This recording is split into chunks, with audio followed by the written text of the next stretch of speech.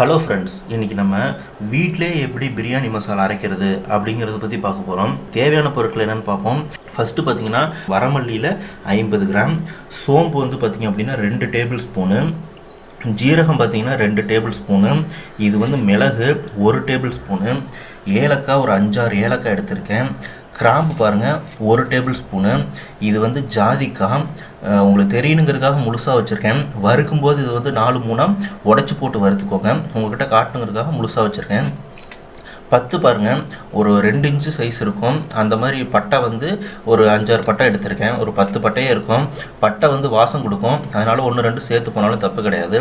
அடுத்து பார்த்திங்க அப்படின்னா கல்பாசி, இது ஒரு 2 டேபிள் ஸ்பூன் வரும் கல்பாசி. ஜாதி பத்திரின்னு சொல்லுவாங்க, ஒரு 3 எடுத்திருக்கேன். சரிங்களா, ஜாதி பத்திரி, இது வந்து பிரிஞ்சி இலை, பிரியாணி இலைன்னு சொல்லுவாங்க, இது ஒரு 5 எடுத்திருக்கிறேன். வரமிளகா காரத்துக்காக இது ஒரு 6-7 எடுத்திருக்கிறேன்.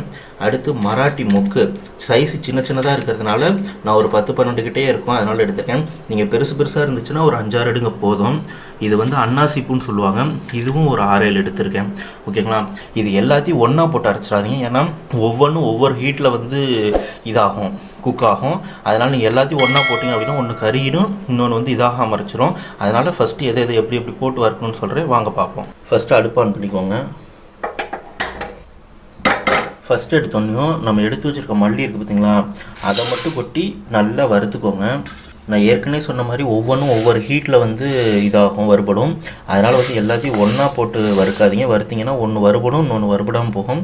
அதனால் ஃபஸ்ட்டு மல்லியை போட்டு நல்லா வாசம் வர்ற அளவுக்கு பொன்னிறமாக வறுத்து எடுத்துக்கோங்க. அதுக்கப்புறம் மற்றதை ஒன்று போடுவோம்.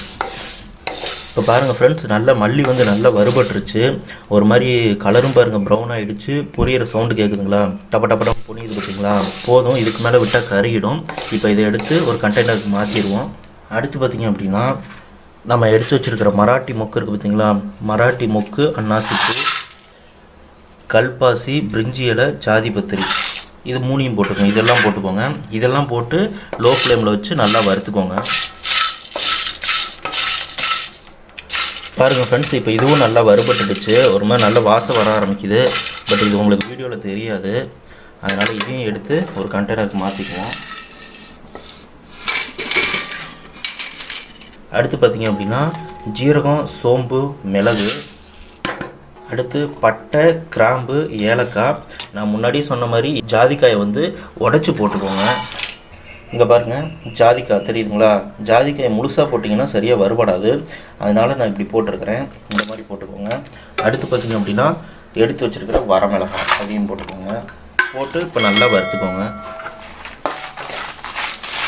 பாருங்கள் ஃப்ரெண்ட்ஸ், இப்போ இதுவும் நல்லா வறுபட்டுடுச்சு, தெரியுங்களா, நல்லா வறுபட்டுடுச்சு. இதுக்கு மேலே விட்டால் கருகிடும். இப்போ இதையும் வந்து ஒரு பிளேட்டுக்கு மாற்றிடுவோம். வறுத்த உடனே ஒரு பிளேட்டுக்கு மாற்றிடுங்க. கொஞ்சம் ஹீட்டில் இருந்துச்சுன்னா கூட ரொம்ப அடிபிடிச்சு கருக ஆரம்பிச்சிடும். அந்த தாச்சியோட ஹீட்டே கருக வச்சிடும். போதும், இப்போ இது எல்லாத்தையுமே நம்ம அரைச்சி வச்சு வறுத்து எடுத்துக்கிட்டோம். இப்போ இதை நம்ம கொஞ்சம் நேரம் ஆற வைப்போம். அப்படியே ஹீட்லேயே போட வேண்டாம், கொஞ்சம் நேரம் ஆற வச்சு மிக்ஸி ஜாரில் போட்டு நல்லா அரைச்சி எடுத்துக்குவோம். இப்போ பாருங்கள் ஃப்ரெண்ட்ஸ், நல்லா ஆறிடுச்சு. இப்போ வந்து நம்ம எப்படி அரைச்சோமோ தனித்தனியாக அதே மாதிரி அரைச்சி எடுத்துக்குவோம்.